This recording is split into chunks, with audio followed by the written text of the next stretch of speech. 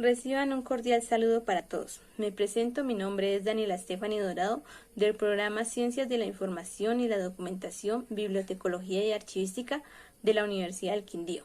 A continuación voy a exponer sobre la ordenación documental.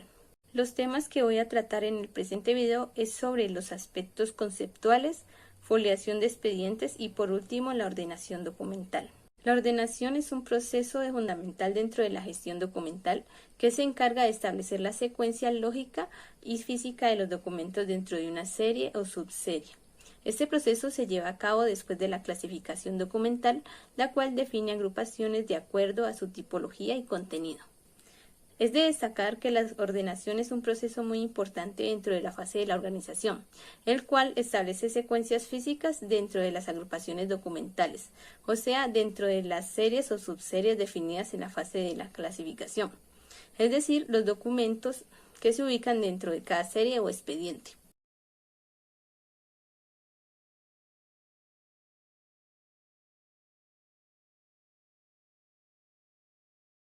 El proceso de organización de archivos se clasifica en tres fases, el cual es clasificar, ordenar y describir. La ordenación es la fase del proceso de organización documental en el cual se establecen secuencias de agrupaciones. Se establecen secuencias documentales en donde se inicia con el fondo y se termina con las series documentales. También se determina el orden físico en donde se ubican los documentos dentro de cada serie o expediente, teniendo en cuenta los dos principios fundamentales que es el principio de procedencia y el principio de orden original. Bueno, el proceso de ordenación documental comienza donde termina la fase de la clasificación y aplica a series documentales. Anteriormente habíamos mencionado los dos principios fundamentales dentro de la gestión documental. El principio de procedencia es donde, como su nombre lo indica, se identifican de dónde proceden o se producen los documentos y permite saber quién es el productor de los documentos y la razón. El principio de orden original, también llamado principio histórico, es el cual permite saber cómo fueron los hechos del trámite. Determina que el documento se inicia, cuáles siguen y cuáles son los que se finalizan.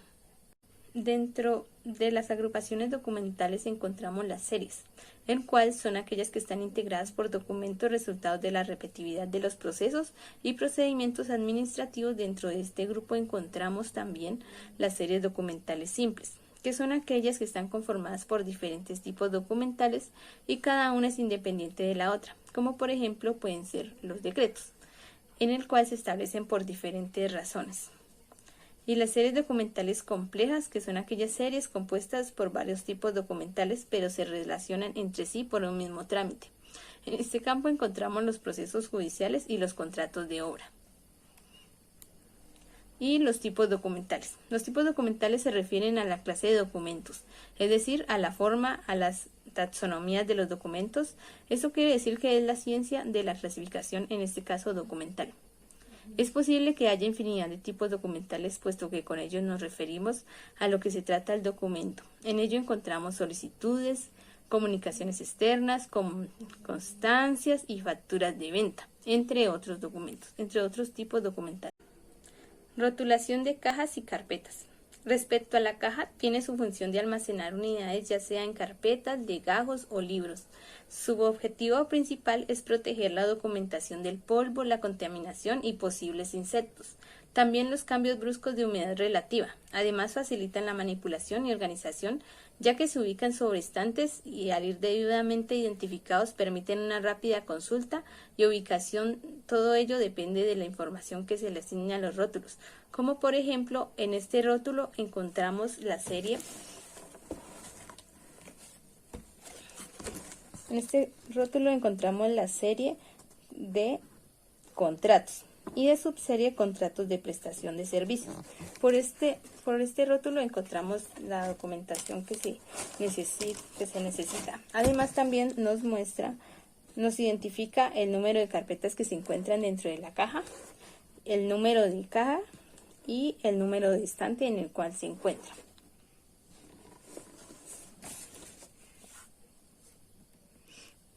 En cuanto a la rotulación de carpetas, bueno, las carpetas se utilizan para almacenar los folios sueltos, además se utilizan para almacenar documentos de gran formato como lo son los mapas.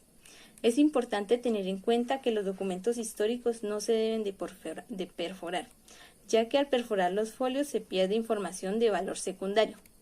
Recordemos que el valor secundario son aquellos documentos que contienen información cultural, histórica o científica, y que ya que por medio de la transferencia secundaria se lleva a cabo su valoración. En los archivos de gestión que no van a tener una retención permanente pueden usarse ganchos plásticos. No se pueden emplear ganchos metálicos ya que con el tiempo se tienden a oxidar y deterioran el documento. Bueno, para iniciar el proceso de ordenación de cajas se debe de emplear estantería metálica y cada caja debe de ir de izquierda a derecha en forma de Z, como lo podemos observar en la imagen. Para iniciar el proceso de ordenación de cajas se deben de emplear estantería metálica y cada caja debe de ir de izquierda a derecha en forma de Z, como lo podemos observar en la imagen. Asimismo, dentro de la caja, cada carpeta deberá de ir de izquierda a derecha y por último, cada carpeta debe de ir de su fecha más antigua a la más reciente. Estas también deben de contener 6 tomos de 200 folios. Se recomienda emplear carpetas desasificadas de 2 alas en los casos de los documentos de valor primario. En los casos de valor secundario se recomienda utilizar carpetas de 4 alas para proteger la información y no llegar a perforar. En el caso de las cajas se deberán utilizar de referencia 200 y 300 para archivo central y referencia 100 para archivo histórico. Lineamientos para la reconstrucción de expedientes. La reconstrucción de expedientes tiene el objetivo de establecer el procedimiento para la determinación de la pérdida total o parcial de los expedientes y su posterior reconstrucción, tomando como referencia el Acuerdo 007 de 2014, en el cual se dicta el procedimiento que se llevará a cabo es la detención de la pérdida, en el cual se verifican los instrumentos de consulta y registros de la entidad. Además, se recogen testimonios y evidencias de los titulares de los expedientes o las autoridades. Además, también se realiza un diagnóstico, en el cual se determine la magnitud de la pérdida, ya sea total o parcial, y se identifican los expedientes que se requiere intervención o reconstrucción. Después se procede a la reconstrucción, en el cual se deben de utilizar los instrumentos archivísticos como es el FUID, el formato único de inventario documental, las TBD, tablas de valoración documental, TRD, tablas de retención documental y demás instrumentos archivísticos. Además, se solicitan las copias de los documentos a entidades que puedan tenerlos.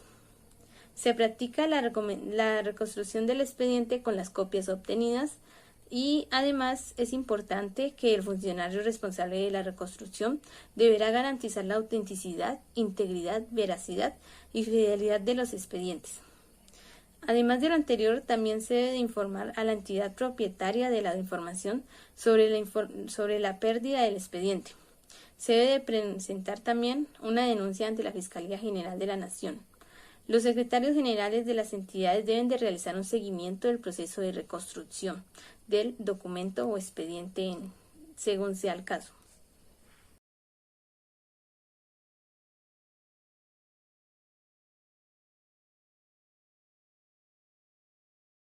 Foliación de expedientes.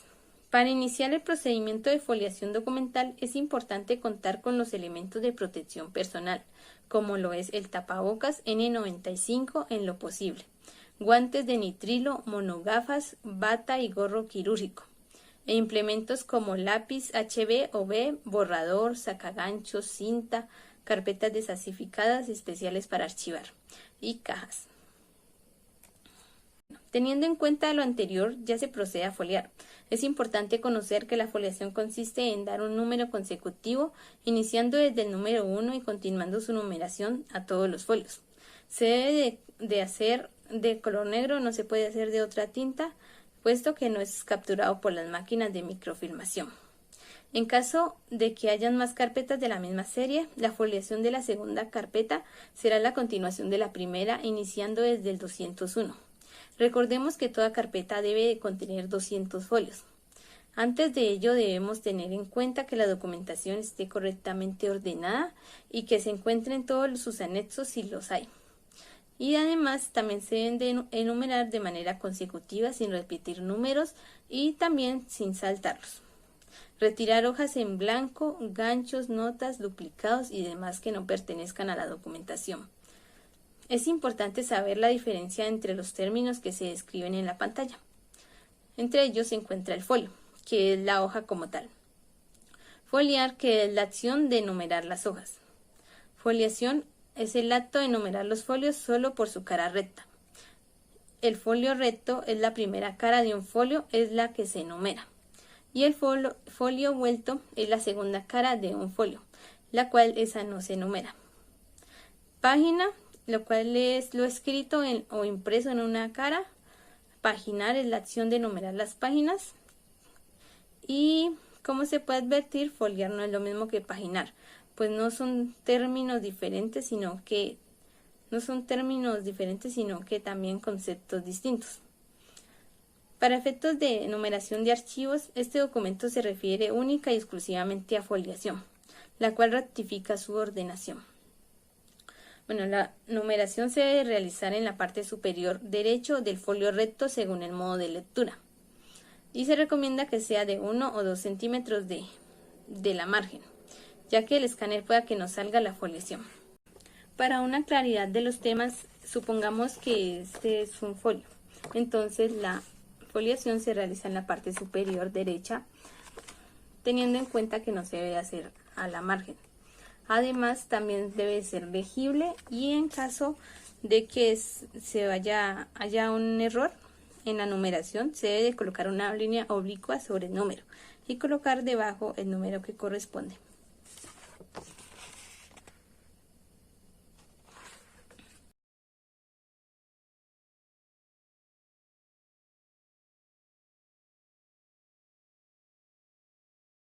Por último, encontramos los sistemas de ordenación. Bueno, el sistema de ordenación se divide en 3 grupos, que es el numérico, alfanumérico y mixto.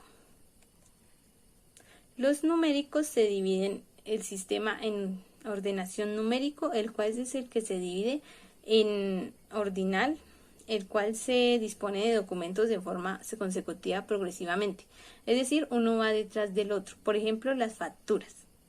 El sistema de ordenación cronológico también se incluye dentro de él, el cual son los documentos que se ubican uno detrás del otro, pero de acuerdo a su fecha, según el día, mes y año.